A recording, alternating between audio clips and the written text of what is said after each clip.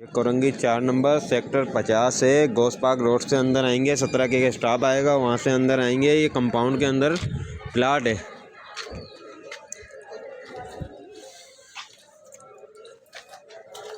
KDA की जगह है। 512 गज में से कटिंग करी हुई है।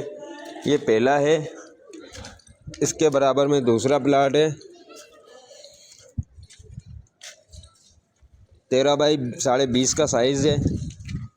इसके बराबर से बराबर वाला है। मैं दिखा देता हूँ कैसा बनेगा वो। ये वाला प्लाट है।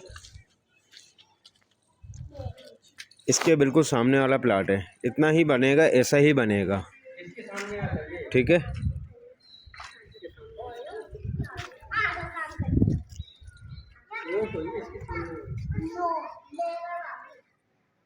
बिल्कुल सेम एज इट इज़ ऐसे ही बनेगा। तीसरा मकान है गली से।